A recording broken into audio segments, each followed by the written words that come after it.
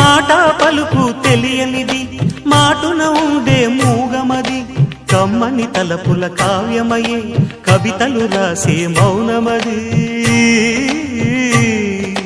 రాగల రోజుల ఊహలకి